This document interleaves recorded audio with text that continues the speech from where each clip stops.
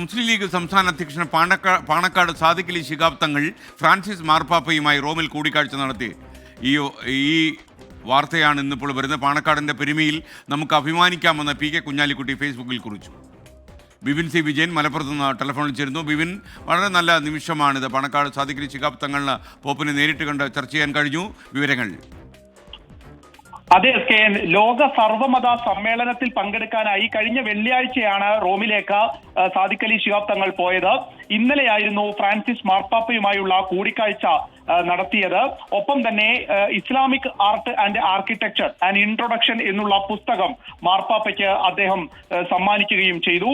സ്നേഹത്തിന്റെയും സാഹോദര്യത്തിന്റെയും മനോഹരമായ ഫ്രെയിമാണ് ഇത്.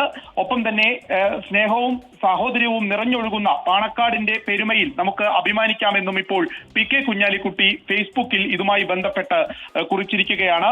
അദ്ദേഹം ശിവഗിരി മഠം സംഘടിപ്പിച്ചിട്ടുള്ള സർവമത സമ്മേളനത്തിൽ പങ്കെടുക്കുന്നതിന് വേണ്ടിയാണ് റോമിലേക്ക് പോവുകയും ചെയ്തത്. ഇപ്പോൾ ആ കൂടിക്കാഴ്ച കഴിഞ്ഞിരിക്കുന്നു. അതിന്റെ ചിത്രമടക്കമാണ് ഇപ്പോൾ അദ്ദേഹം ഫേസ്ബുക്കിൽ കുറിച്ചിരിക്കുന്നത്. SKN, പാണക്കാട് സാദിഖ് അലി ശിഹാബ് തങ്ങൾ റോമിൽ വെച്ച് ഫ്രാൻസിസ് മാർപ്പാപ്പയെ കണ്ടു എന്ന വാർത്തയാണ് ബിപിൻ സി വിജയൻ റിപ്പോർട്ട് ചെയ്തത്.